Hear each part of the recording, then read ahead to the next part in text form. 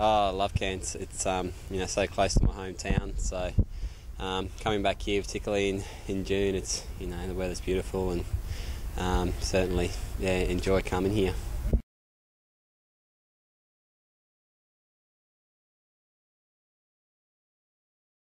Yeah, I was in an unfortunate situation there for a couple of years. I originally played for the North Queensland Barras in the National Hockey League, and when that team got cut, I was I'm obviously out for a year or so with an injury, and then I got picked in the Blade squad, and I was number 2 to Lambert at the time, and he was the national keeper. So I guess for me, I learned a lot from that. I realised that I wanted to have a crack at the national squad. So for me, I pursued another team, and that's where I ended up playing at ACT. I got an opportunity there and tried to make the most of it.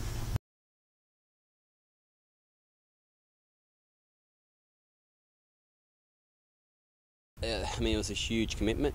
I think at that point I was about 25, and I knew that was my last opportunity, and I just put everything on the line. I didn't move to ACT itself. I moved to Sydney, and that way I could train with the Swiss program and play in the Sydney comp. And I actually had to drive to Lakers training, which is a 2.5 hour, 3 hour drive if you know the road there. So I did that. Sometimes 2, maybe 3 times a week. And that was a commitment that I made. I wanted to give it all, and I said put everything on the line. And I think for me doing that just made me, made me more determined to succeed. So I think that decision in the end was a good one.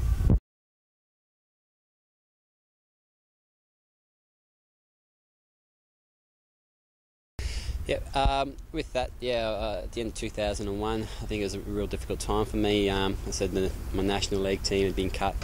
And I had the wrist injury, so I moved back to Townsville, and having the wrist injury, and that was another thing that I guess gave me another reason to pursue my dreams, because at that time I thought everything was lost in terms of sport.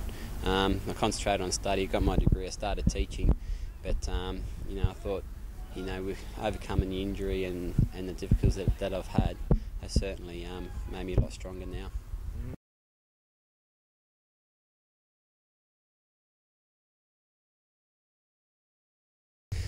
I think, you've got to take care of yourself.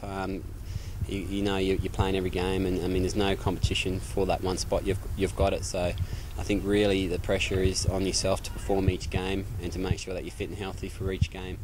Been there before. I was the only keeper at Com Games, and that was a difficult situation. The weather was extremely hot, and India can be a difficult place to play. So I got through that. So using that as experience, I think that's going to help me be successful in London. Yep.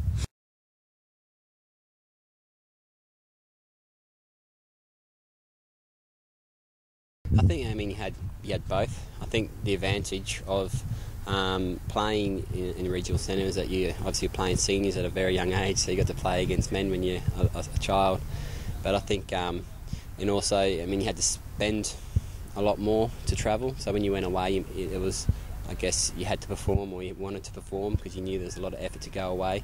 And also you never wasted any quality training sessions, because when you compare Townsville Training Centre with the Brisbane training, the intensity is a lot different. So I think you learn to train by yourself a lot harder in that centre, but then using that, and then you go into the tougher environments of the Brisbane, Sydneys and Perth, you can draw on that experience. But I think the toughest thing is moving away from friends and family. Such a long way.